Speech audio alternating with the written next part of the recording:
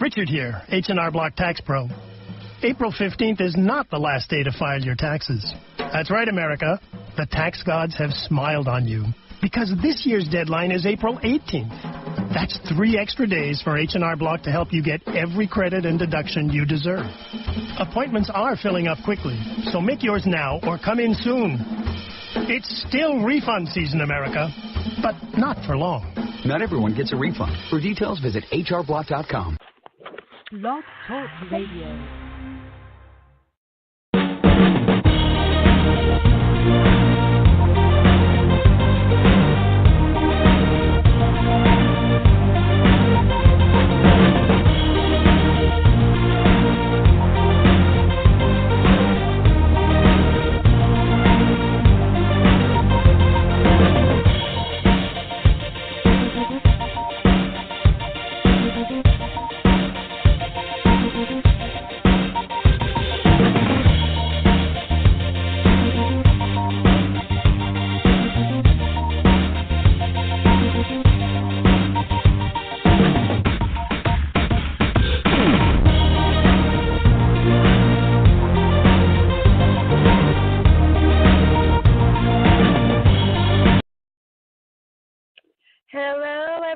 This is Momma J Speaks. Welcome to my Blog Talk radio show. Everybody that's going to be tuning in as soon as they possibly can. I'll be having Christy Chilton, actress, socialite, and more. In this segment, fans and listeners, you'll get a chance to meet and find out more about Christy Chilton. She's originally from Hollywood, Florida, and resides in Sarasota, building her career as an actress and entrepreneur, along with, of course, being a socialite. Now, the amazing thing that we'll be discussing is about how I met this amazing woman while during a production meeting of a much-anticipated movie that is going into production this year called Truth About Monsters. Now, more about that with the director, Preston Walden, at a later date. At any rate, she is a beautiful model and actress and definitely associates with the who's who of the Sarasota Socialite circles and beyond. Say that 3 times. At any rate, I got to thinking one day, what is it about really to be a socialite? Because in the news, we see the Kardashians, we see the Hiltons, we see the Richies, and you know which ones I'm speaking of. And they're always with the paparazzi, although quite a few of them have been staying out of the paparazzi and all those magazines. But, you know, it's just part of our society that we tend to have negatives about that. You know, it's one of those titles or labels or given occupations that many in this industry of entertainment or any type of major society circles that have been frowned or gossiped about, and often it's a very negative thing. If you think about it, as usual, that is what our country does. So I wanted to create a show segment that would dig deep into this whole ideology and talk to a person that lives it while she is actually working on building her up-and-coming successful acting career. Now, in a few moments, she will be joining us, and that would be Christy Chilton on Momma J Speaks. Right now, let me go ahead and give you another little something to listen to. Momma J here. Schedule your next appointment for wellness and massage at A Touch of Wellness, located at the Smart 66 Building, 12360 66th Street North, to see Brenda Armstrong, master massage therapist and holistic life consultant. Her precise technique, developed over 30 years, relieves and eliminates specific pain and discomfort. She coaches for solution and improvement. Special introductory offer for Momma J listeners, 25% off 1-hour session when you say Momma J sent me.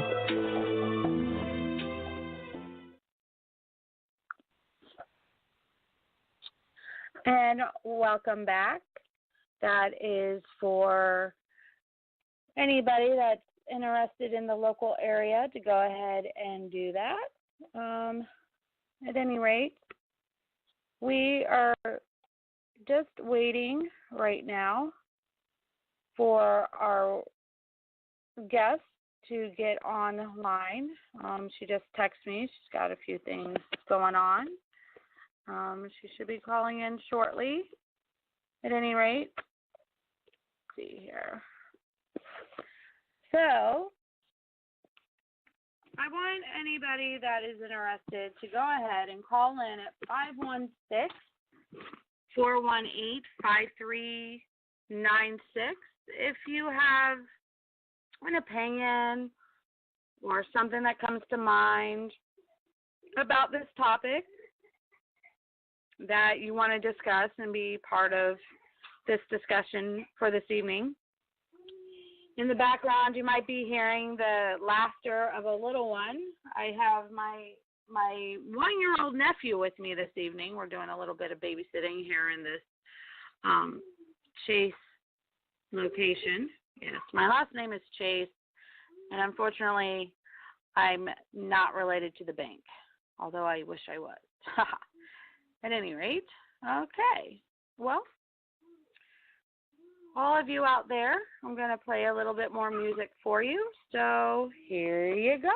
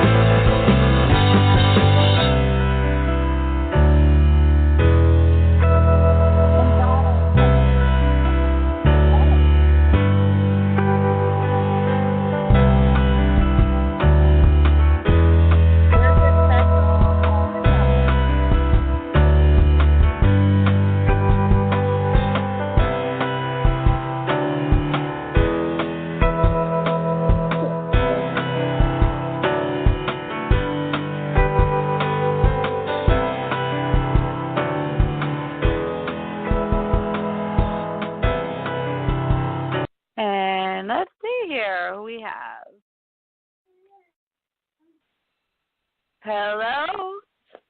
Hello. Called into the Momma J Speak Show. Is this Christy Chilton? What? Is this the lovely Christy Chilton? This is she in the flesh. Well, not really in the flesh. How are you? Fantastic. Thank you for joining the Momma J Speaks show for the next couple of hours on Blog Talk Radio. Absolutely. Thank you for having me. Oh, fantastic. I just went over and gave everybody a little intro as to, you know, who you are, where you originated from, Hollywood, Florida, and you're currently residing in Sarasota, and you're an actress. And let's see what else. Entrepreneur. Absolutely, an entrepreneur. You're even directing soon, aren't you?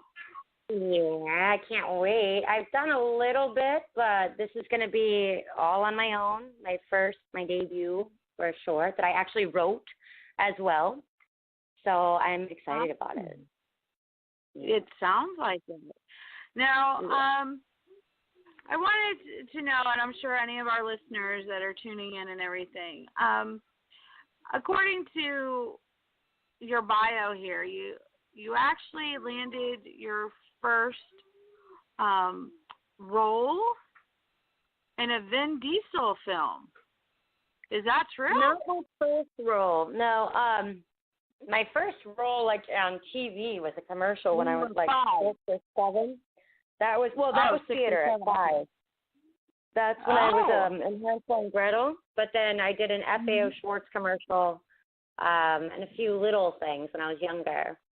But no, the Vin Diesel, I went to Cannes and I did that. I shot that about a year ago in Sarasota.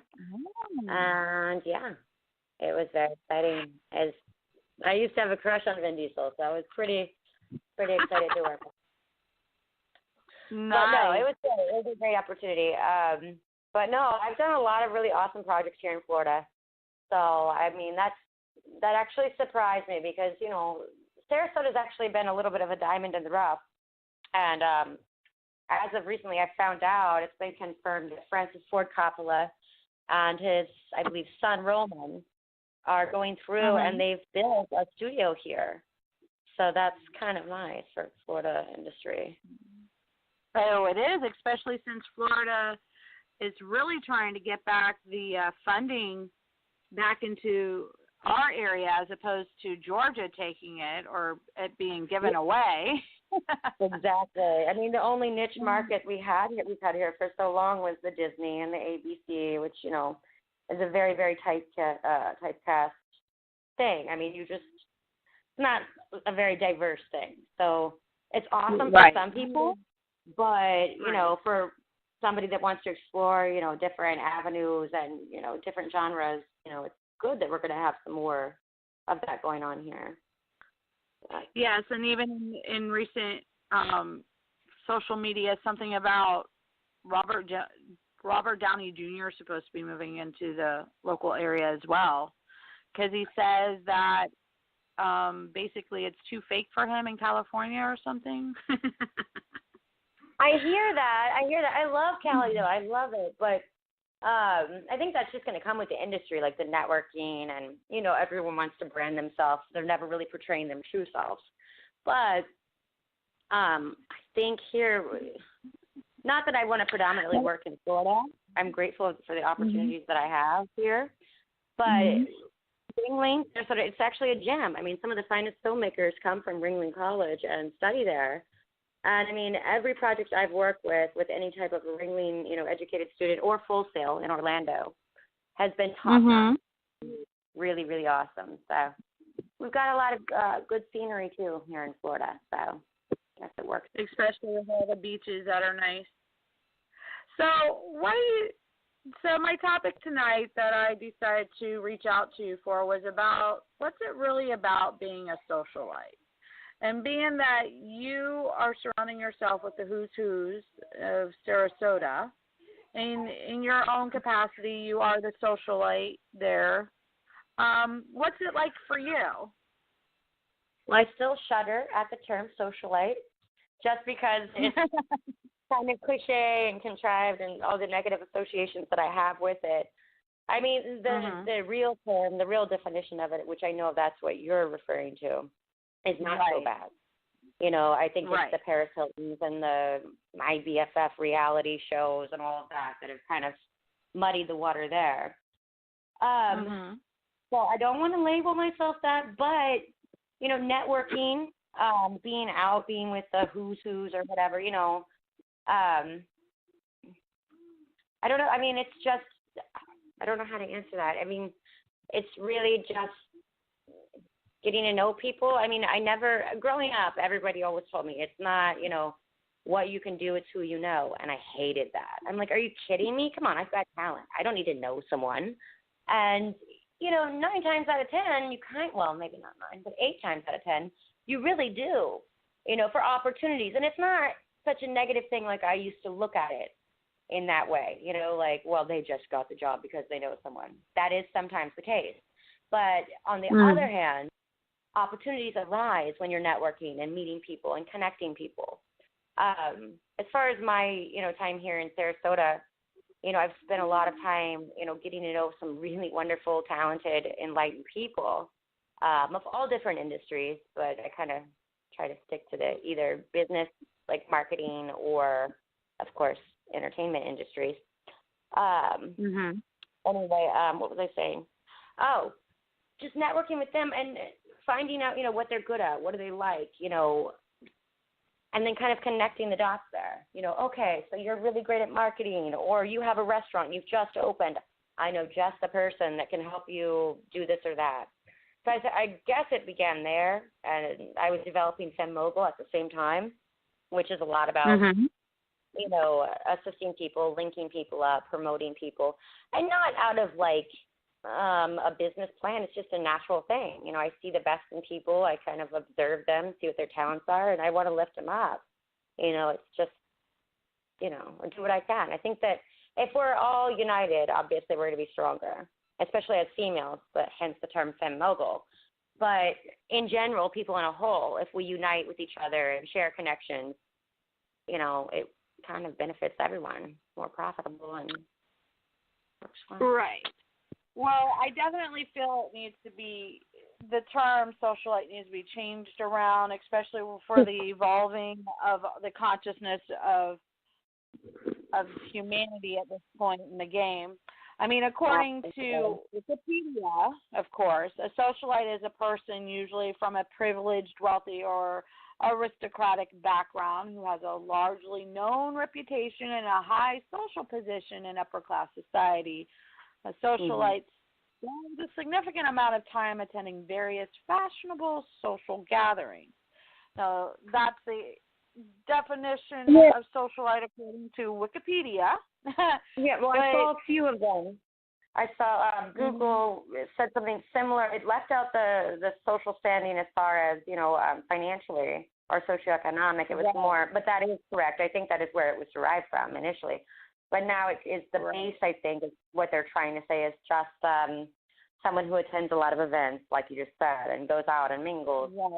My problem with that is that some people do it. What's that? I said the other one that Google comes up with, a socialite, is someone who spends a lot of time in fashionable social circles, gets invited to all the best parties, and says yes to all of them. Now, do you say yes to all the parties you get invited to? Heck no way. Who has time for that? No, I think, you know, okay, from a realistic standpoint, from my standpoint, going to events, you know, and networking is, you know, usually you're kind of in with those people that are throwing the events, whether it's through a project you worked on together or, you know, meeting them while, you know, I do marketing sometimes. So something like that, but not the whole, like, okay, yes, I need to RSVP to that. Like, one thing that is horrendous to me are people that buy tickets to go to parties and have their picture taken on a red carpet that's like set up for them so they can feel cool for 5 minutes. Like, that's so ego-driven and disgusting to me. But I get it, but I don't like that. And I think that's too much what socialite or, you know, that whole thing is kind of associated with now. And also the whole Paris Hilton, I hate to keep referring to her, actually. I don't care. But she's the best, perfect example of, you know, going out, getting trashed at clubs and dancing, just going out to everybody for the heck of it, for the fun. No. When I'm going out to an event, it's for a purpose, you know, and that's the way I think most responsible socialites, if you will, in the correct term, would be doing that. Well, If you know what I mean. Well, especially if they have a life purpose and they're driven to do something that is to help the community in whatever capacity that they see fit. Exactly. It's got to serve a purpose, whether it's a charity or a film festival or a realtor's, something. Not just, hey, this club is having a big party. Yeah, okay, maybe make an appearance, have some fun, but that's more maybe if you're building your brand and your identity and you want to, like, leverage yourself, that's a marketing standpoint. But just to go and get drunk and, take a selfie and, yeah, I'm here. That's where it's getting overrun and oversaturated with all the social media, influencing that too. Mm-hmm. So what needs to change because of where you're coming from and where you understand that I wanted to bring awareness and educate people on a different level than the norm. I think that people need to understand, just my opinion, there's no social class that you don't belong to, that anyone doesn't belong to. People are people. I think if you're just authentic and you're yourself and, you want to go and meet new friends or you want to do this or you want to do that or it's for a business purpose, then go for it by all means. But I think what needs to change, really, I don't know if it's anything that, the clubs can or events can stop. I don't know. It's got to be the people themselves within themselves as a conscious collective, our collective consciousness. Everyone's got to get a little more over the fact of, the media stuffs it down our heads, but everyone needs to have their 15 minutes of fame. And so people think they can go to these events, get on the red carpet, and they're famous. Just be yourself, and that will come to you. And don't seek fame, and I think that's where it's getting kind of fake, materialistic. There's negative associations, not only the drinking thing, but, the Kardashians and the Paris Hiltons, famous for what? Famous for nothing, absolutely nothing, but out partying. And what does that stand for? What does that show young women? What does that show even young men or just the youth in general? That's cool. That's what gets you ahead in life? No, because when you're 45, 50, and you're still trying to sit on a red carpet and get drunk to be seen, like, what's your real purpose? And I think that's something that everyone has to find within themselves. So I don't know how we can change that on the whole. Well, I think it's a consciousness shift more than anything else, because before you got a chance to call in, I did make some commentary about, how we do have a negative connotation because of the Kardashians, because of the Hiltons and the Richies and stuff like that. And the irony behind all of that, though, is because of their capacity of where they're at socially, it also is because of their financial background, of the type of upbringing that they had and everything. Mm-hmm. Mm-hmm. But they've made such an impact on our society with our younger generation right now. Absolutely. And it just is so it's sad. Hard to see. Yeah. It's really sad that I don't know. I guess I'm a little old-fashioned. Why don't people want to be more like the Dalai Lama? Or What did you say? Why not have more people want to be like the Dalai Lama or Oprah Winfrey? I know, and that's the sort of thing that needs to be promoted. Empowerment, education, having a purpose. Reality TV in general and the media has kind of, shifted. I think it was Steve Jobs or Bill Gates that gave a speech and said something to the effect of, real life is not like the Kardashians. Like, you're not going to become a famous, or not even famous, but a well-to-do entrepreneur by sitting around chatting in Starbucks. That's based on reality TV. That's what people are watching and thinking that's how life really is. Sure. Yeah, let's go grab a coffee and talk about some business. But let's really not, let's do that. But, they're not really even doing that. Like, that's all scripted. So a lot of it is the media. Obviously. I find funny that it's actually a scripted reality show. How is that possible? I mean, could it get any worse, really? I was reading an article earlier today that was about people getting married, not just like The Bachelor. I thought that was bad.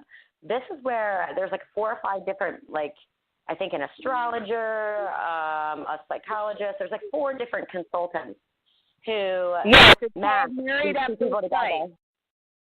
What's that? It's called Married at First Sight. Yes, it's yes. The new, oh, it's disgusting. That's so gross. Where does that go? It is. I can't even wrap my brain around that. It is the new social experiment. Yeah, we shouldn't be experimenting in our society, though, do you think? I do have one thing I might add that I don't know how much of a, shift this could make, but I did throw a few events, Fin Mogul events. And, they were VIP, but also, the first were open to the public or whatever, they're open to anyone. But basically, instead of it just being like, hey, come party because we're cool, no. My first one actually had vendors. I had multiple different female entrepreneurs with their products or their services. So I had Anna Molinari with her beautifully handmade hats, her Molinari models serving drinks. And the drinks were cocktails made out of TheraFresh, which is owned by Lynn Morris here in Sarasota. Her pressed juice, organic juice cocktails. And then my friend had a vintage clothing line, so the models were rocking that. We had some Bright Lights hair color by Sarah Rose Anderson and Wendy Wilkie. We're giving, little samples of that. So if there's a way to kind of mesh in, like, hey, let's be cool and go to an event, it's VIP, I'll have a red carpet laid out for you, baby. But when you walk in the door, it's going to serve a purpose. You know what I mean? There's a way, there's an angle, So it's to empower these people business-wise and get them some, it takes it off of my whole standpoint with that was basically taking the pressure from, being in the storefront, being in the store place, feeling like you're pressured to buy something, and being kind of in a marketplace with a very relaxed atmosphere, all the while benefiting both the consumer and the business owners. So it was fun. It was awesome. So I think if, there were more things like in that respect, maybe some things that were, a woman giving a speech about empowerment or a guy giving a speech about empowerment. It doesn't have to be all female, but, if we can just tie in more, what's the word I'm looking for? The antonym of superficial. If we can tie in some more, things that have value and meaning and serve a purpose, then that's fantastic. Huh? Authenticity. Authenticity, yes. Well, for everybody that's listening, did you end up going to school for business and marketing and all the stuff that you're doing, or is this something that you've just been learning as you've been going along? Well, initially I was a theater major, and I knew I didn't know too much about marketing, actually. I did real estate for a bit. But, theater, it was just like what I was born into, what I live and breathe. But then as time progressed, in 2011, I think, is when I started my own company. So I had to go back and get a marketing degree. I'm now working on my bachelor's in marketing as well. So I want to continue that. I don't think I'll stop educating myself. I was self-taught initially, and just learning more about, the mechanics behind it. It makes a difference, I'm sure. But it's just a niche for me. It's something I love. Like I said, I when I'm networking with people, I see the best in people, and I see their abilities, even if they don't, or, and I'm not trying to, toot my own horn or whatever. It's just something that, I like to do. It comes naturally. So with marketing, I see a company, I see their product, if it's a good product and if it actually has value, then I'm like, hey, you know what? This is what you should do. And 9 times out of 10, and also not to be a bragger, it's beneficial. It works. And I feel, the marketing industry is so saturated, I've kind of pulled back a bit lately. Everybody and their brother is a social media expert and guru and SEO and blah, blah, blah. So I've kind of, held my reins on that. But when you really love or see the value in a product, you can do it correctly, and it can have tremendous results.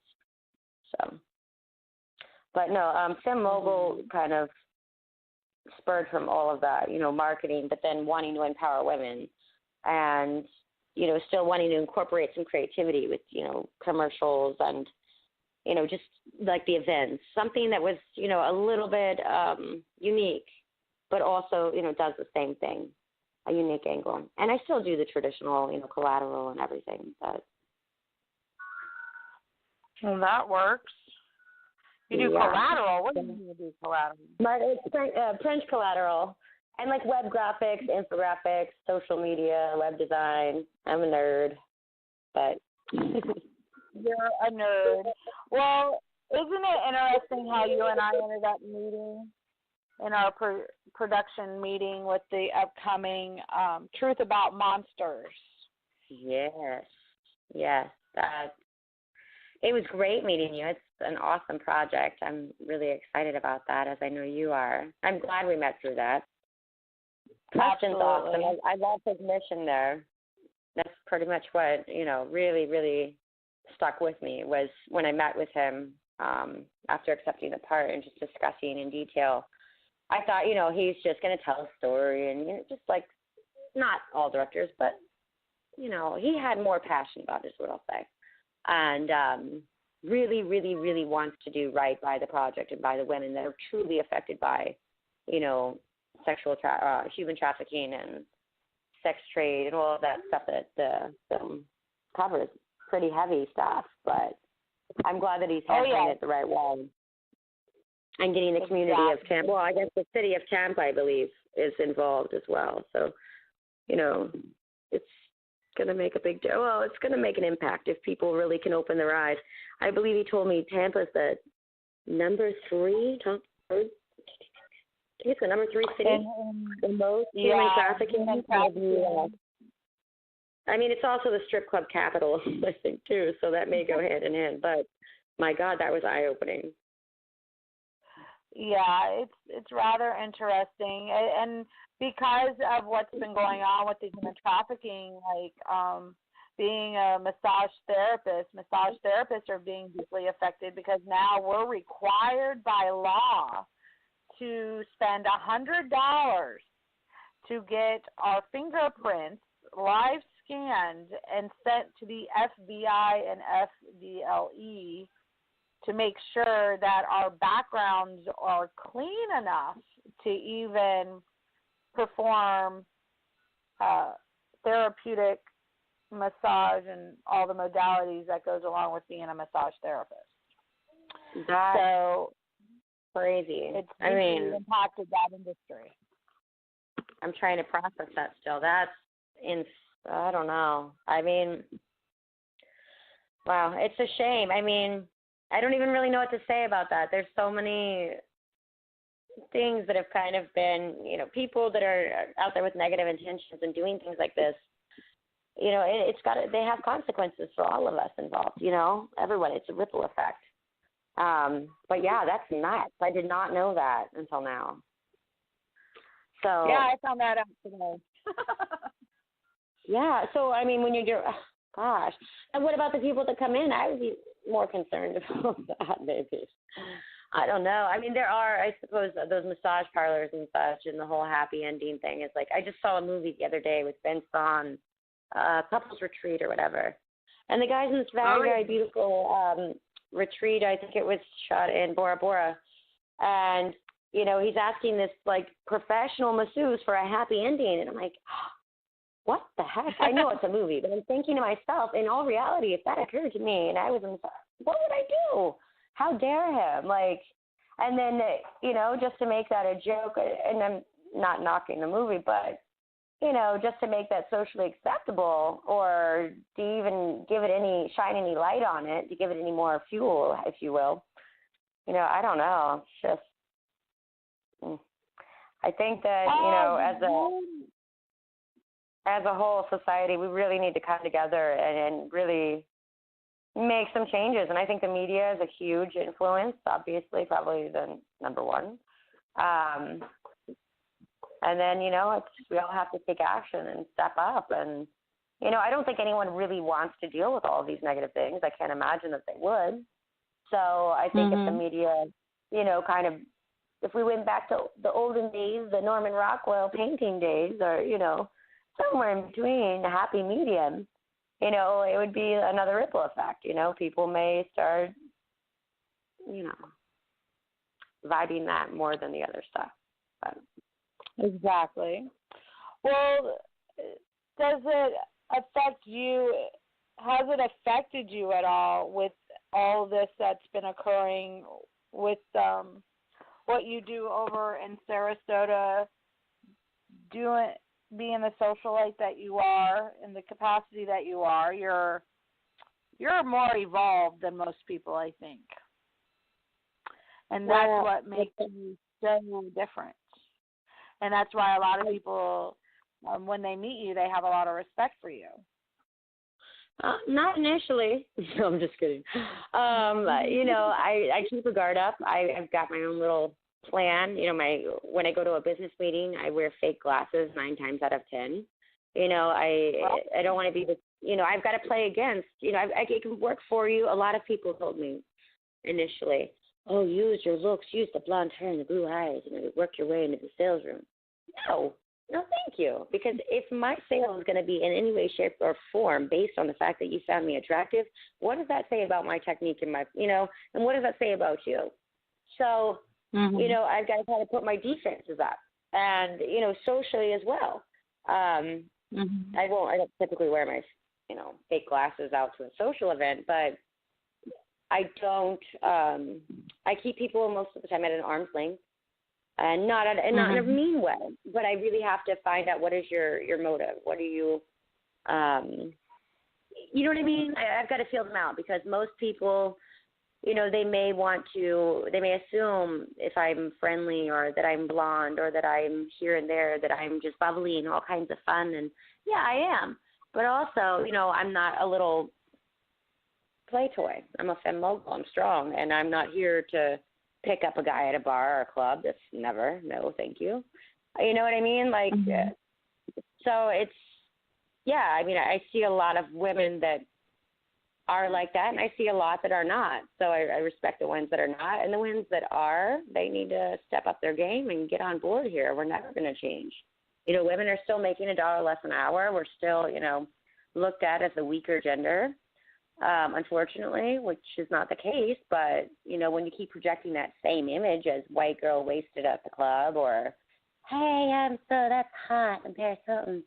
Look how short my dress is. Like, it's just going to keep going, guys, and then you wonder why he doesn't call you back. I mean, sorry.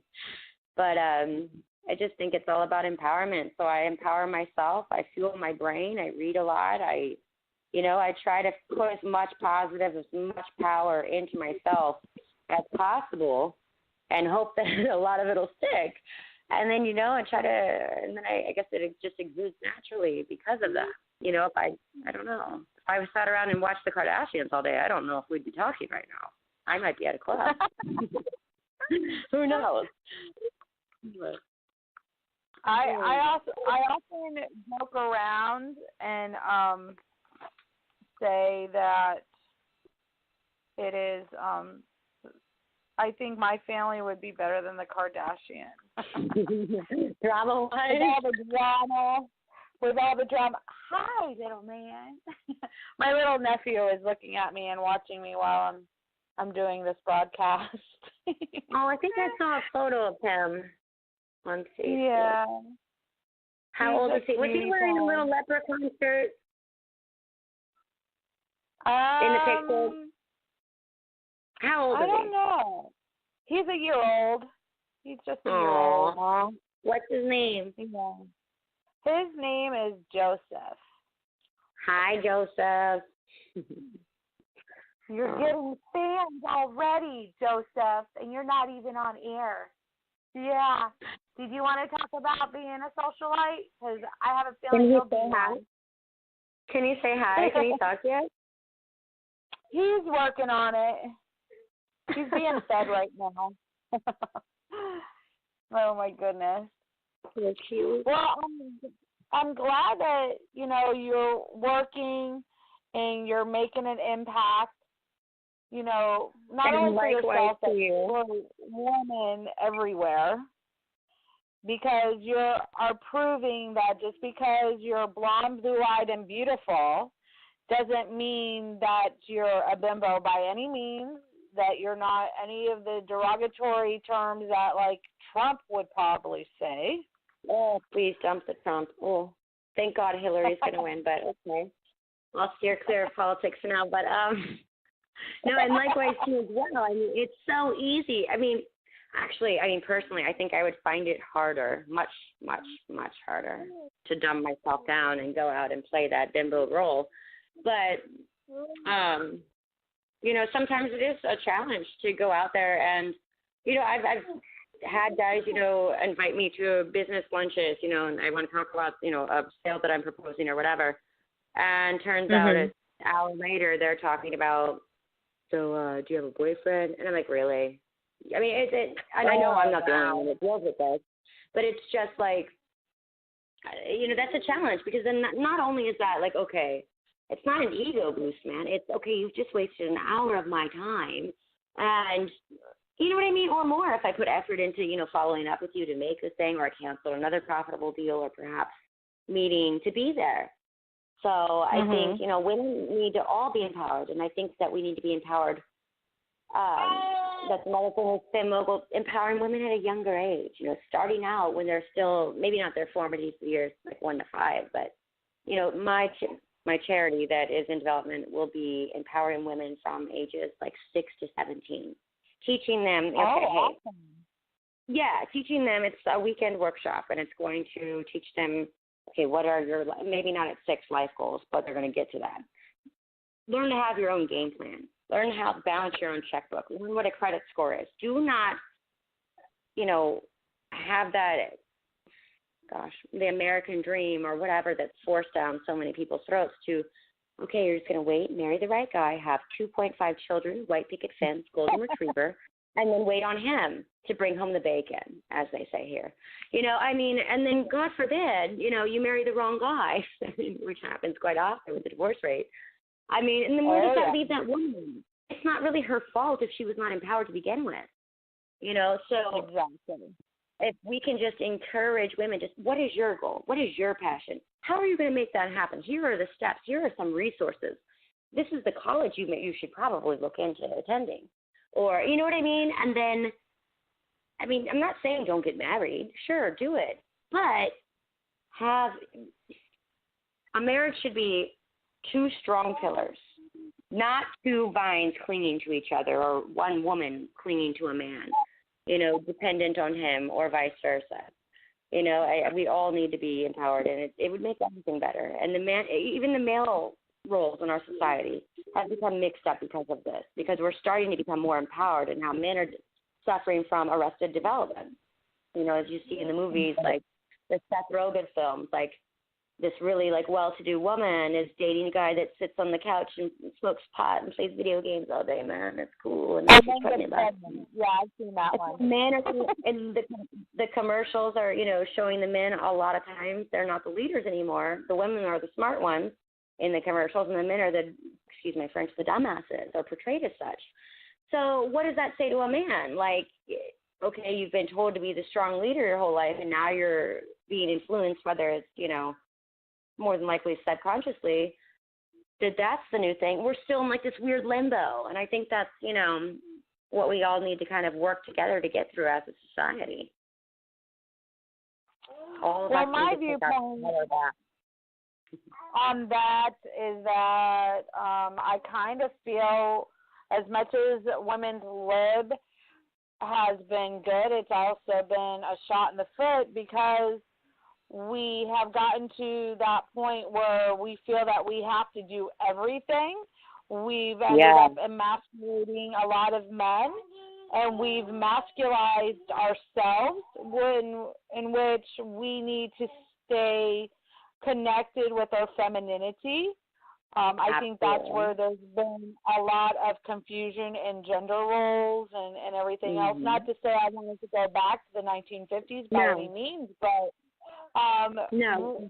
there's a lot of women out there that are wondering, why don't I have a man that can provide for me and do this and do that? We want men to do that, yet we will sit there and emasculate him on every other level because of something else he doesn't do, because we feel that, oh, well, we can do it just as good as he can, if not better. But I think we've gone over the lines and they're really becoming blurred, and that's why we are getting more and more men, and young men are being raised to think that we're just here to serve them, again, but in a different capacity. The men in the 1950s thought that women should serve them, but they also realized that they also needed to work and provide and protect a woman. These days, we don't even get that from a lot of men. Because I see what you're saying. Absolutely. But I mean, my personal opinion, I agree with what you're saying, but my personal opinion too is that, you know, a woman needs to be, I don't think that we should we do need to keep that feminine touch. You know, I'm a mother, and I love being a mother. And I juggle stuff all day long, and there's always that, finding that balance. I don't know that balance really can ever be found without, hired help. But in the same return, I don't know that it's, how do I say this? I wouldn't want to have, I don't want to give the man too much. I don't think that the men should have so much of an expectation of, okay, I need to take care of you, because that then kind of puts us not completely to where we were before, but it should be more of like looking out for each other, like team players. You know what I mean? Like a woman should be able to hold her own. Now, yes, if she goes on maternity leave and decides that she wants to stay home when they have a child together and, raise her children at home and do that whole thing, that's fantastic. And yes, the man should support. But in the same respect, let's say that, there's a woman who marries a man and he wants to become a doctor. She should be able to hold her own to help them out. You know what I mean? Like, I don't want to, I don't know. I just don't want us to go back to, let's wear the apron in the kitchen. I mean, I divorced a man for buying me a vacuum cleaner for Christmas, legit. So, I mean, it's just, well, that's not the only reason, but I won't go there. But, I just think that it's got to be equal. I think each gender needs to find their own roles in this new up-and-coming age, in this new, we're more evolved as a society and as people. And like I said before, I really feel that we're in a weird limbo. Like, us as women, like Hillary Clinton in her economic address was talking about, it's so hard for a woman. Like, women are actually proven to be better managers of management material in corporations because of their mother skills.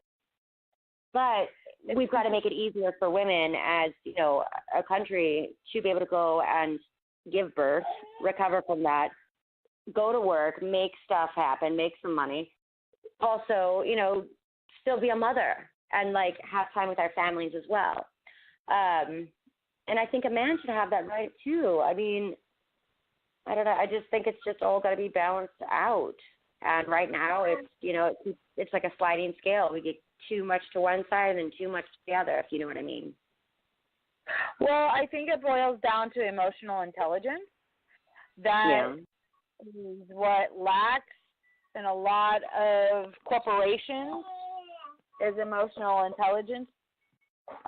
Because they want to go more and more into just the logistics and the logic and the analytics and analyzing and be more like Sparks, where at this point in the game, when you're dealing with so many people and so many people come to work with so many different stories and bags of issues and everything else, if you don't have a compassion, if you don't have a level of emotional intelligence, then that's where you find management treating people like crap and people losing jobs and people being depressed, going to their jobs and not feeling like they're really making a difference or have a life purpose or anything else. And a lot of times it's just a matter of people not dealing with their own elements of themselves within, And that's why when you're in the superficial realms of being like a socialite or anything like that, like as far as the Kardashians and the Hiltons and stuff like that, I think that's where society frowns upon them because they are too superficial and they rarely go into the depths of dealing with the real issues that people are dealing with, you know? Yeah. No, I see what you're saying. You know, as far as, you know, in the workplace, I mean, I think if, you know, we could still be analytical and set things up a little bit better for people so that they can live a better quality of life. You know what I mean? Like raising the minimum wage for people, maternity leave, holiday. Like I think it was Richard Branson who, with some, I don't remember how many of his employees, but he adopts a different, a less traditional, you know, approach to the workplace. And I'm not saying that's great for every company because, you know, at the end of the day, it is about numbers. But in the same return, I don't want this to turn into like Foxconn over in China when people are, you know, like slaves or whatever, and, you know, we're just numbers. I think that if we have a better quality of life based upon the foundation the company is structured on, and you know what I mean, like the scheduling, the whole nine, then people are less likely to bring their problems to work or to feel like, you know, they're not serving a purpose. If you know what I mean, like if you have a better quality of life at home, you're not going to feel the need, obviously, to bring any baggage with you to the workplace. With the Kardashians and such, I mean, the sad reality of it is it's just a marketing technique. All they're doing is, you know, they're flashing brands. They're sitting at Starbucks. This is my life. They're leveraging themselves. That's all they're doing. They absolutely, to begin with, they didn't. That's how they're making their money. They didn't have really that much money left over. I mean, I try not to focus too much on them, as I don't even like to, you know, help their brand any further. But you know, if people could see through the marketing ploy there and realize that all these people are doing is selling them a lifestyle, selling them an idea, you know, to get sucked into their fake drama and to look at the clothes they're wearing and want to wear them too. And, you know, it's not really the superficial. It's just like a commercial. It's just like a commercial, but they've made it into like a television show. Do you know what I mean? It's just much more subliminal. So, I mean, when we watch commercials, we don't look at it and say, hey, that Cartier commercial was very superficial. No, because we're not associating, you know, a person and their lifestyle with that. When you're watching the Kardashians and they're, you know, wearing Cartier, like, man, I wish I had that Cartier. Okay. So and then you're kind of, then it becomes more superficial and it's rubbing off on people because they're thinking that's what I need to be like. They want to mirror that because that's what's in. That's what's on the cover of every tabloid magazine. And, you know, it's just momentum behind crazy nothingness. And it's smart marketing, but, you know, who's really winning there? I mean, short term they may be. But... So, Christy, as I was trying to ask you, with all of this superficial stuff, right, how would you market authenticity to totally change the economy of what people know for a typical socialite? How would you switch it around? How would you create something different? Well, of course, you know, events that are more based upon the way you do your marketing and your branding and everything else. Like, say, for instance, I'm wanting to create my brand. My brand is to be myself and know that what people see is what they get. I'm not somebody that's going to... We still have to, you know... What's that? I said I'm not going to be selling up. It's a facade up just because I'm around this person or this particular person. I'm the same person no matter who I'm around. Like if I met the President of the United States, I'd still be the person I am that you're talking to right now. But that's the truth. I mean, yeah. I think, you know, but it is marketing. It is, you know, from a marketing standpoint, you know, it's, let's see here. Okay, so events, if there are events that I throw or go to, they've got to serve a purpose. As far as, you know, statements that are made or things that are said, they should be true statements. They should be thoughtful. They should, you know, be something beneath the surface. Now, at the same time, I will say, I'm not going to go out, rolled out of bed with my hair messy and in my pajama pants, like, hey, yeah, this is authenticity. Because in the same, we're in America. The perception is reality. And I don't want to say sex sells, but beauty sells.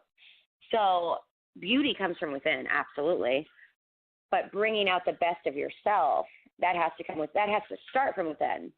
And then when you shine, so I'm saying, I guess what I'm getting at is I would never want to take away from appearance as long as it's not a slutty, hey, I'm condoning wearing total cleavage showing with my butt hanging out of my dress. I still think you have to present yourself. How do you say this? I used to say that I had a little metaphor for this before. Basically, my intellect came out like a right hook. It was something to that effect. Because I would dress the part, play the part, not play the part, but look the part, of just the typical, little cute girl hanging out, networking, whatever, on the scene. But then when you actually have a conversation with me, I'm not yeah, okay, I'm twirling my hair, yeah, really? Oh, my God. No. I think it's more about action and words, what's said, what you do as far as, authenticity goes. I mean, perception, I don't know. I can't say that if you go out and you're wearing overalls and a plaid, shirt because that's what I'm comfortable in, not really, but that's an example, then you're going to have the dumb bimbos that are drawing the attention, and they're going to kind of, you know what I mean? You have to actually kind of play the game a little bit. You have to look the part to it a bit, but do it in a classier way. Do you know what I'm saying? So you are saying that no matter what, we still have to play the coy piece, right? No. No. Personality-wise, absolutely no. No. I'm saying appearance-wise. Yeah, God, no. That's what needs to stop. Appearance-wise, and that's what I mean by my right hook. I mean, I may sometimes, get all glammed up or whatever, and then you may think the next words that are going to come out of my mouth are, oh, gee, that's hot. But no, my right hook, okay. My right hook would be oh, yeah, really. A more confident conversation than they may be expecting. And I've actually had people walk away from me before, well, not in a long time, but men that were trying to, hit on me, I suppose. And I started talking business. And I didn't even mean to, and I was doing it I went on a couple dates, and I was my friends were pushing me into the dating scene. And, it was just second nature, and, I was rejected for that. So it's I'm not going to, dumb myself down or play that coy thing. But, I think it's just about carrying yourself the right way is what it boils down to. Totally agree. I'm here. What do you think? I got to ask you the same question. I totally agree with what you're saying because there have been times where I definitely just tell it the way it is and give it to them straight. And just be right? I don't mean be a man-eater. I don't mean to come off that way. It's not a mean, I'm a female mogul. I burn bras, man. No, it's just hey, I'm a person, you're a person. What's up? How are you? What do you like to do? You know what I mean? It depends on the conversation. But I don't think, a woman should ever, bat her eyelashes and, try to, consciously play herself down, intellectually, or act helpless, in order to win a man over. So, I don't know. I know that intimidates some men, but I don't think it intimidates the right men. I definitely agree that you have to be a woman with a little bit of edge to keep the interest in men these days, no matter what. You can't be the total cupcake sugar type. I definitely am not that. So, no, and I mean, the sad thing is, we almost, I had to, I am soft-hearted, deep down. But I think we all are. Yeah, absolutely. But it's like, and when I am talking to people, I don't always, consciously have a guard up like, hey, I'm going to show you how tough I am, just so that you can't think I'm dumb or whatever. But I think that we just need to be ourselves. And if a woman's like actual, true self is, the damsel in distress, then she needs to be empowered. And that's where, it roots from there as well. So, but I don't think we should have to. I think it is a little unfortunate, but it's also kind of like, I don't want to use this metaphor. It's the only one I can think of, though. Not going into battle, but I mean, you've got to have your armor on to a degree. Just the media, the women, a lot of women, I won't say all of the women, that put out this thing of like, hey, I'm at a club. That means I want to get hit on. That means I want to go home with someone. That means blah, blah, blah, blah, blah, et cetera, and so on. So I do kind of like, if I know I'm going out, I've got to wear a little bit of armor. Like, I make sure, like, I don't drink a lot. Like, I'm not a drinker. So I typically tell the bartender, like, okay, do a quarter shot in my drink or a half shot if I'm feeling, like, ballsy. Don't let your guard down too much in that respect to where you're, not in control of yourself, and your biochemistry can be obviously thrown off by alcohol. And just observe people. A good friend of mine, who's my tennis coach, Michael, told me that to always give people 3 months. I know, obviously, that's not going to happen at a club, but just to really know someone and their true intentions, obviously you can typically vibe it right away, but if not, just kind of keep your distance and observe. I'm not saying be standoffish and don't make friends and don't go on dates and don't have fun. I'm not saying that at all. I mean, life, you get one of them, have fun. But, find a balance there to protect yourself and to, empower yourself. So when you are wanting, how far do you want to go with your femme mogul? Like, what is your ultimate vision for yourself and your company, and what you want to accomplish in society with your vision? Wow. Femme mogul, Femme mogul is still like an embryo in comparison to my ultimate, goal for it. Really, at this point, it is to empower female entrepreneurs with, let's say that you have a company and you make your own hand soap or something, and it's all organic, or I don't know, it smells great, whatever.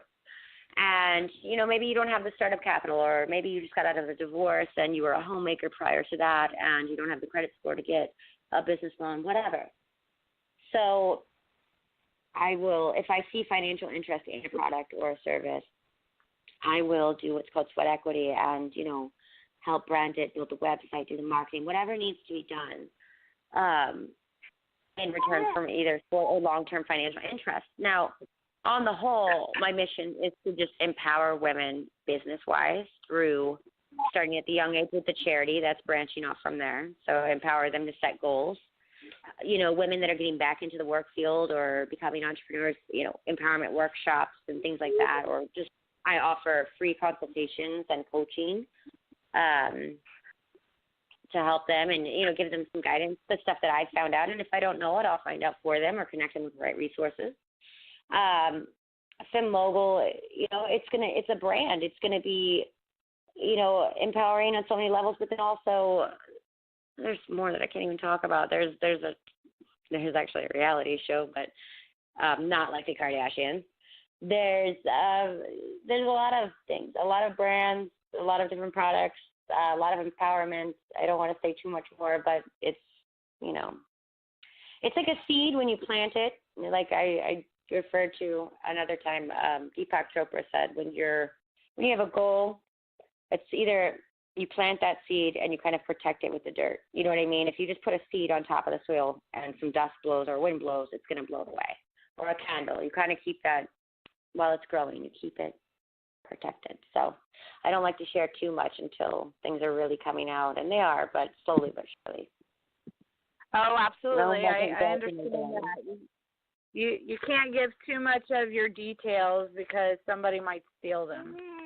I totally understand. I want somebody to not steal them, but I mean, it'd be great if everybody got on the same page, you know, as far as women are concerned. But no. I mean, it's just I also, in general, I typically don't like to talk about things until they're absolutely 100% already happening, because not only of people like taking the idea, but of, you know, negative energy or input, or, you know, what if I change my mind, or, which I won't with the mobile. There's just multiple reasons.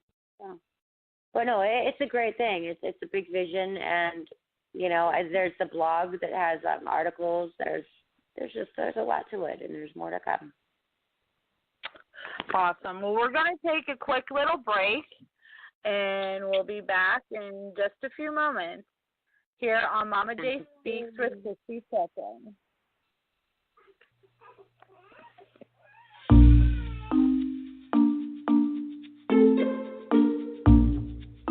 Are you still there? Yeah, I'm here.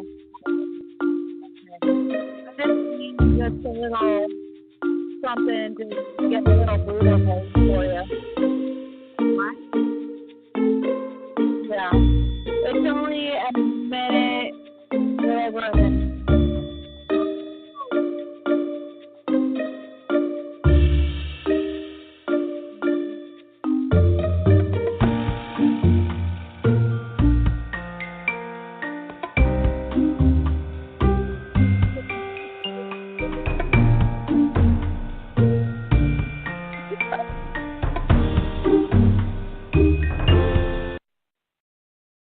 And we're back.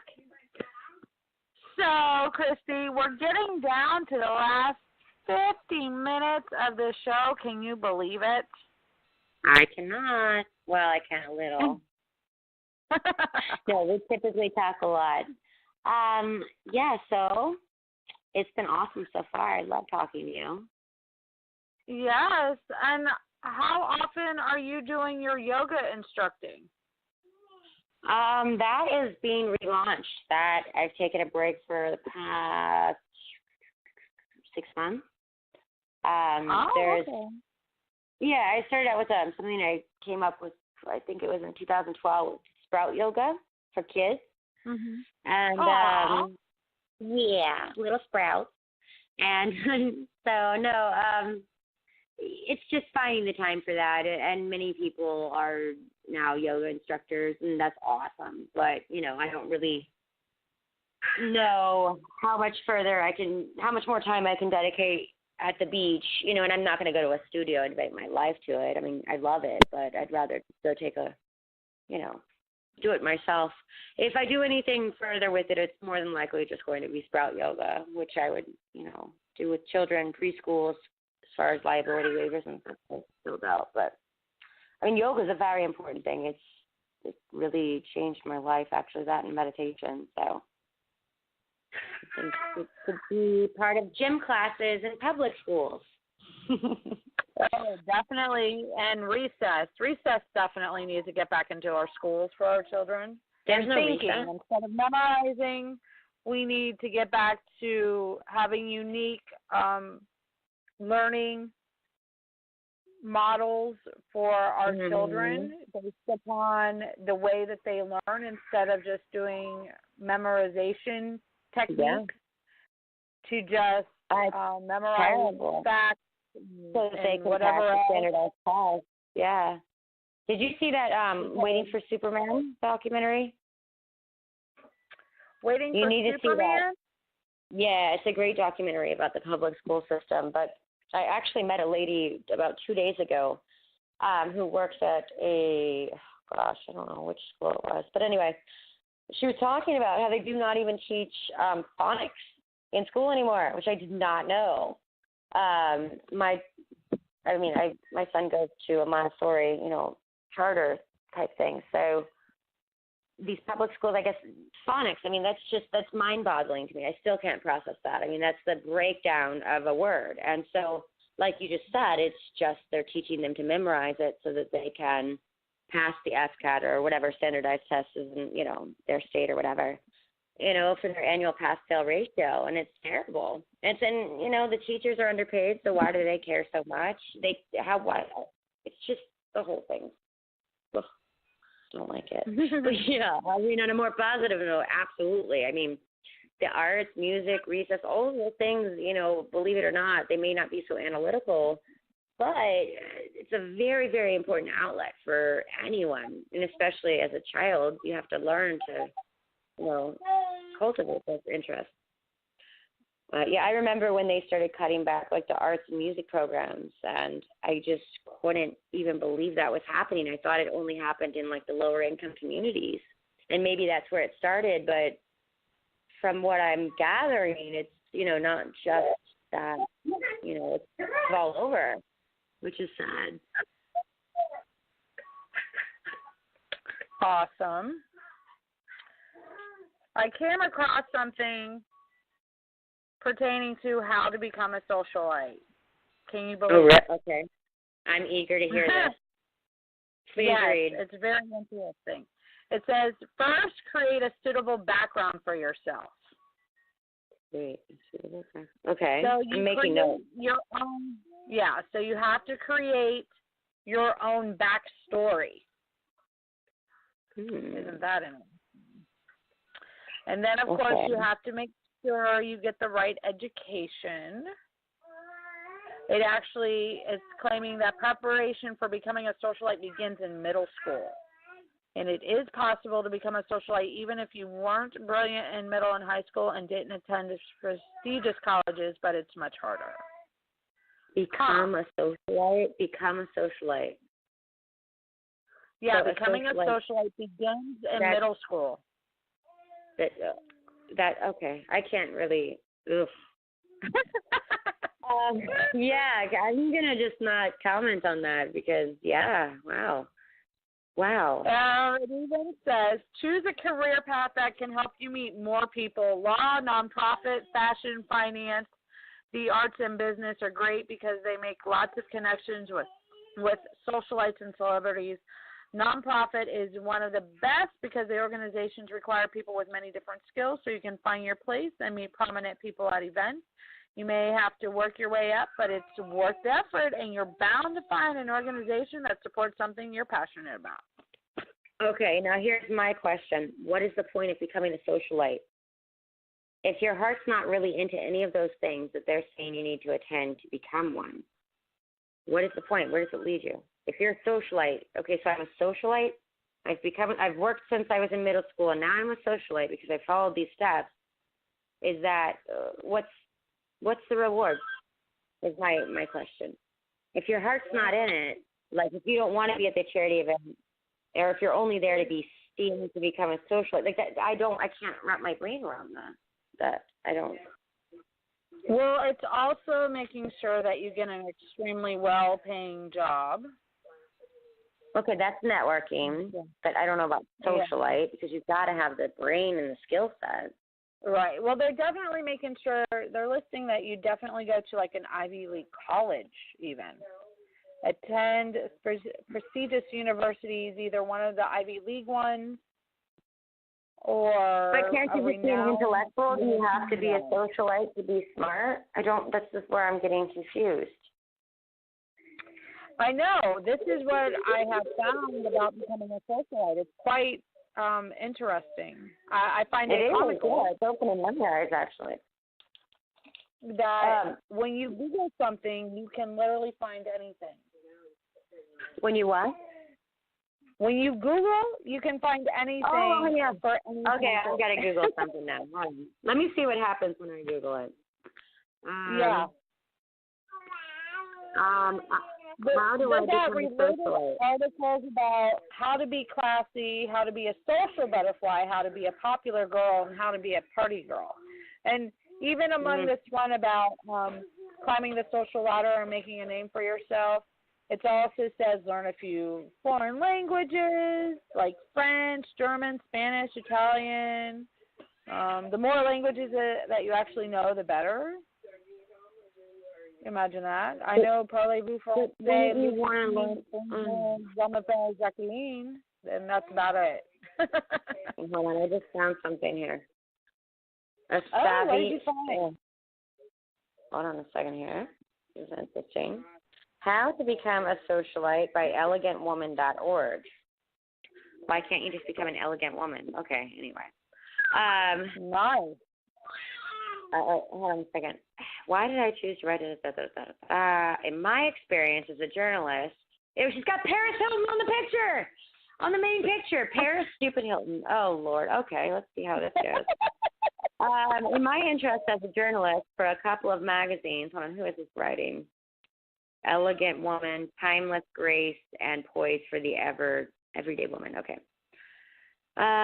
Really, how to become a socialite, you might ask. In my experience as a journalist for a couple of magazines, I learned about the work. I learned about the work of a socialite's life. Okay. I've grasped how and why there is some benefit of being a savvy socialite.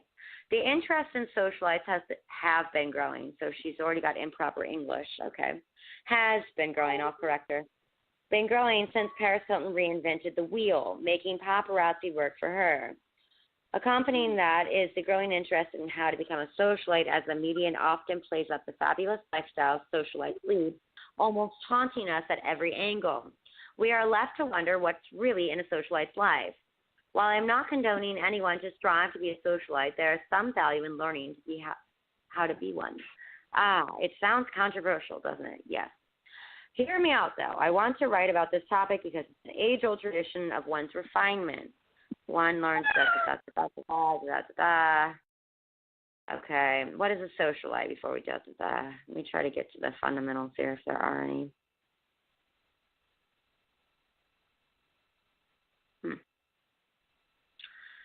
Okay. To learn how to socialite is learn how to realize the power of influence, especially when you use it for good. Use their social skills and connections to raise funds for various, okay, not too shabby. It's very interesting. These respectable socialites do not get jobs, though many of them very well educated. She's not even writing proper English. Though many of them very well educated and qualified of a few reasons, because of wanting to be a full-time mother, helping her husband, entertaining, and so I don't know. This is kind of grossing me out. Well, I found some interesting stuff here. Yeah? It's the part 2, acting as a socialite. You have to be sophisticated, have excellent manners, be cultured, read a lot, visit museums and art galleries, go to the theater, meet artists and poets. Keep in mind, it's unacceptable for a socialite not to know anything related to common knowledge. Remember that if a 7th grader knows it, you're supposed to know it too. Refamiliarize yourself with basic history, science, geography, and art. Speak properly. No slang whatsoever. Cursing is also unacceptable. Use the Queen's English. Occasionally drop in some French words like calling somebody chérie instead of darling. Use formal rather than informal language, both in speaking and in writing. Well, alrighty, I'm halfway there. Well, those things, like, I get, a lot of it, like, yeah, to be refined, to be cultured, to be, carry yourself with grace and class. I mean, that's going to help women in the long run. But to just try to attain the mental or metaphorical trophy of confidence. That's beyond me. Why just not better yourself and leave it at that? Do you know what I mean? Like, that's what I'm not understanding here. Hold on, this one says, hold on. Be classy and discreet. Oh, okay. She's saying don't get drunk at parties or okay, I don't know. I think that they're just confusing class and calling it being a socialite. I don't know. Oh, no, here we go. This is where it gets weird. Better yet, befriend the right people. Okay, networking maybe. Be photographed next to VIPs. Okay, that's leverage, but I don't know. There's a difference between, like, trying to climb the ladder or whatever for superficial or egotistical reasons. Now, if you really, really want to get somewhere and you really have a genuine interest in these people or admire a certain someone because of what they do or their industry, by all means, take a picture with them. But if you just want a picture with them so that you look cool, Like, that's just ego and it's not authentic. So I don't know. I don't know how to relate to that or to say it I like that. I don't know. I've ever gotten a picture with anybody just for the sake of the picture. Yeah, ego I know. Of the picture. If I get a picture with somebody, it's because typically I know them. Yeah. No, I think that, you know, I was bought into the picture. What's that? Or I was bought into the picture. Like, people will decide, hey, or what I'll do is just, what is it? Photobomb.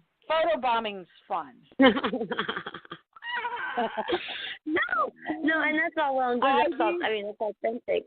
I mean, the only time photobomb and rabbit ears just to, you know, loosen up the monotony of taking pictures and, you know, it's just fun. I would love to do a good photobomb. I've never done one, but I think I'd like to try, really. A funny one, though. Oh, it's a lot of fun. Those are my specialties. I want to try it. No, I think, like, if you're, like, silly and goofing off, that's my specialty. What's that? I said being silly, goofing off, making people think about things in a humorous way, that's more or less my specialty. No, that's a very good specialty. I mean, that's very much needed. You know, things get too dry. And, you know, I like to loosen up and have fun, too. I think, I don't know, the whole photograph thing, like, I've had people, like, the only time, there was, like, a couple weird incidents where, like, I have to tag you right now. I have to take a picture of us together right now within just a few minutes of meeting them or whatever, which, whatever. Now, the only reason or only way that I would ever condone anything like that or do it myself would be, like, leverage or building momentum for a business meeting. That something's in the works, like shaking hands. Rainer Shear, who does these amazing events called Chill Lounge, you know, I remember, like, one of our first meetings, we took a picture shaking hands at the table after our meeting. And that was something I did when I started out in network marketing as well. Just kind of building the momentum, business partner to business partner, like, hey, something good is happening here. Not like, hey, I know him and he knows me. No, that's stupid. But, hey, if it's serving a purpose, you know, in a business, from a business standpoint, then I get that. But the superficial stuff, that's just, I don't know. I do want a photobomb. I want to do a good one. Now you've got me thinking.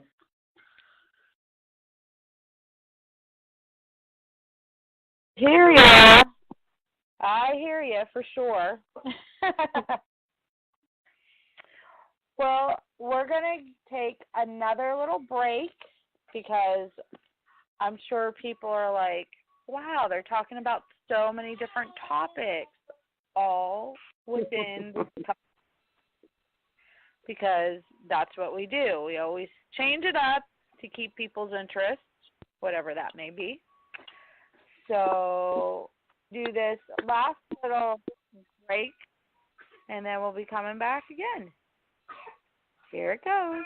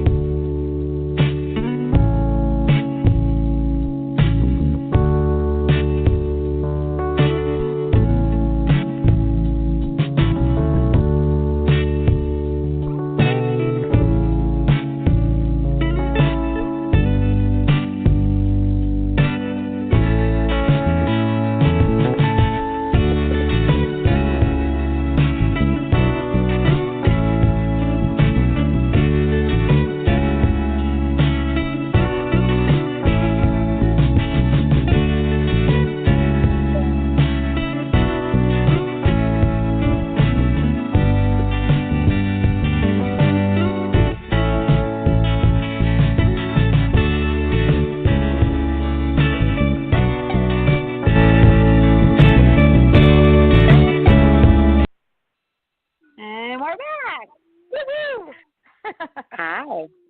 Hello. Did you get a drink of water and all that good stuff? I did. Oh, good.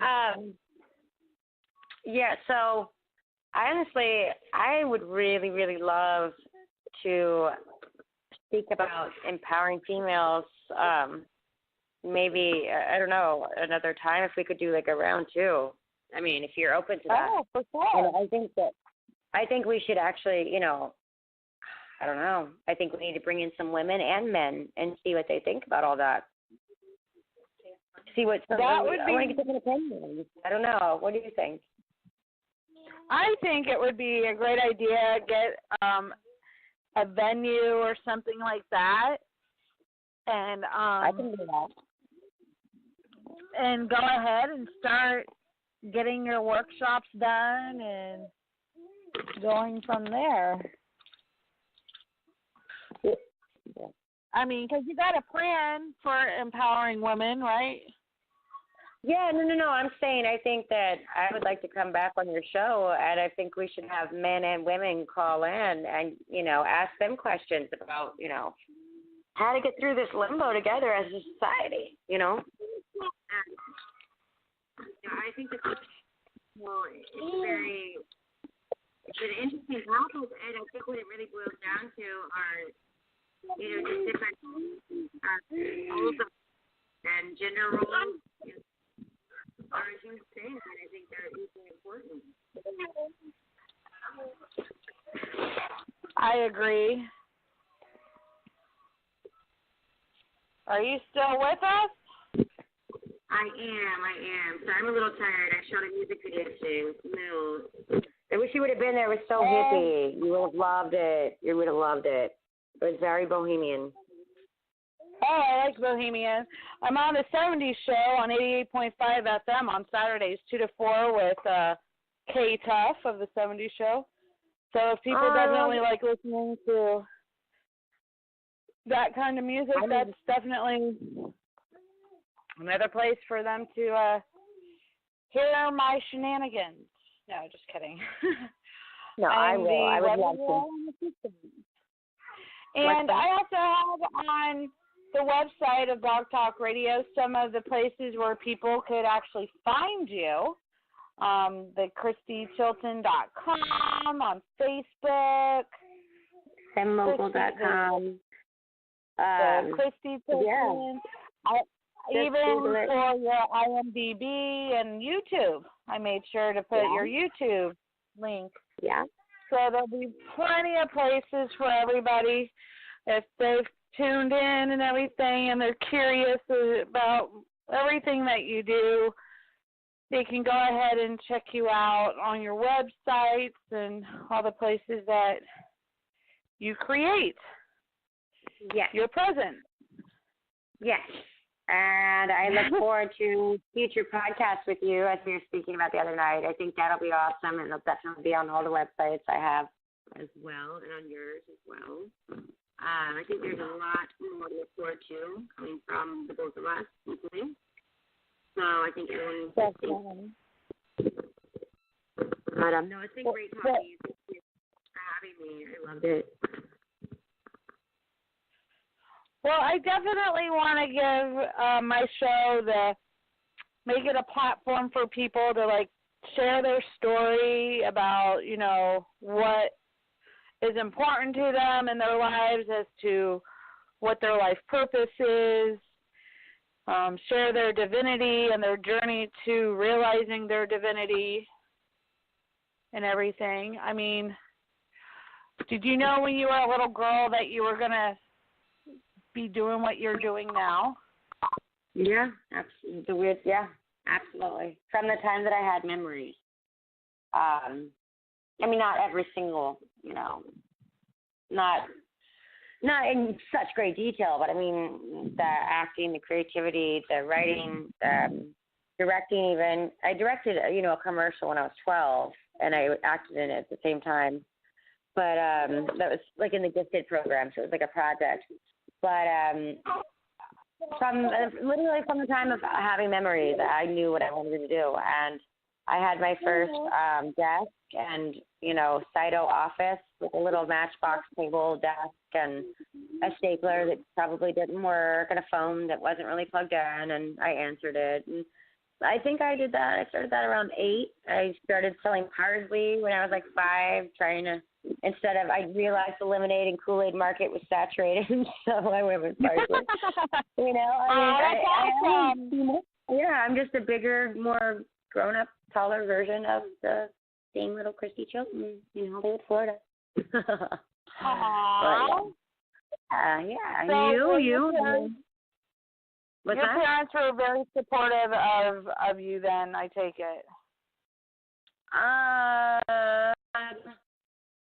I love my parents. Yeah.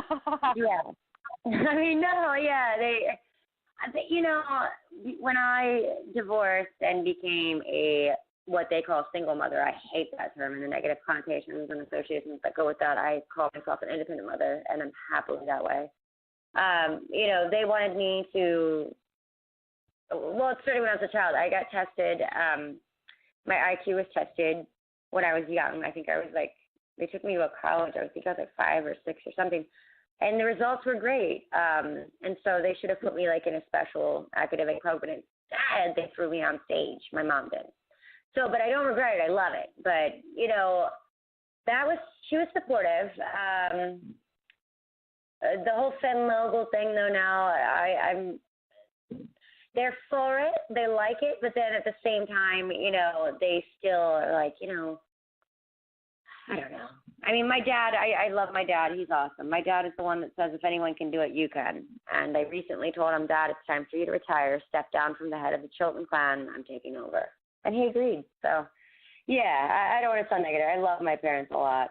And, yeah, I've got support there. And, I support them as well. So it goes both ways. Awesome. So do you actually have any siblings, or are you an only child? I have a brother named Brian, who's a musician in Tampa. He's an artist too, but extremely, extremely talented musician. And I have a sister named Cassie, who is brilliant technology. She does computer software programming. She's moving to California, I believe. They're both wonderful. I love them a lot. And then I have a stepbrother, Dalton. He is mentally challenged. He has Williams syndrome, which is similar to Down syndrome. And he is the coolest, jazz-loving, most creative, drum circle playing little guy. Well, not little, he's tall now, that you've ever met. Mm-hmm. So I've got a good little batch of siblings there. Nice.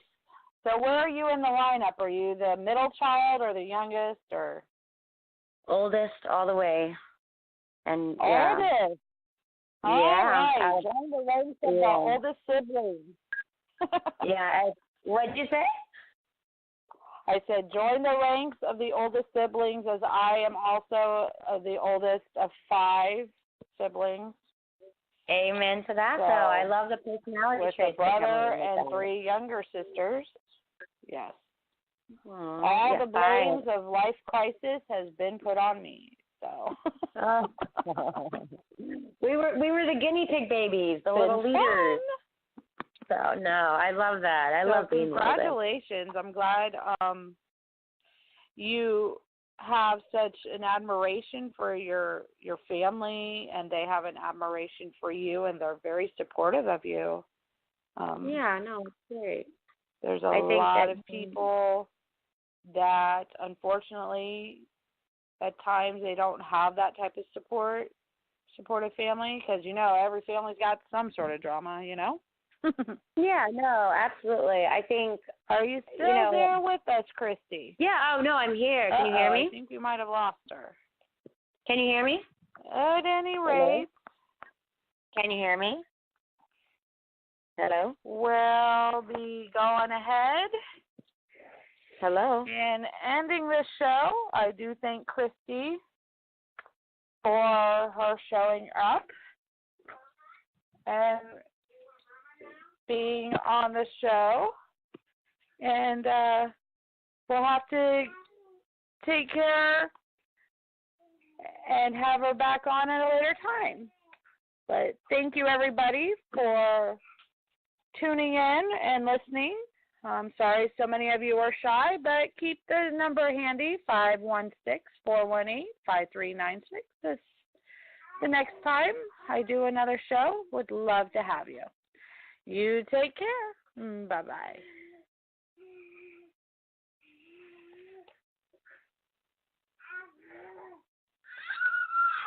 Geico presents sharing versus oversharing. Earlier this week, Claire Tippins shared a princess nickname generator, 3 pictures of her dog wearing a tutu, and 2 online quizzes, including what candy is your dream castle made of? Claire, your sharing has tipped the sugar scale and turned into oversharing. But have no fear, princess. Geico has something worth sharing with your internet kingdom, like how you could save hundreds on your car insurance just by visiting geico.com. No magic wand required. Geico, 15 minutes could save you 15% or more on car insurance.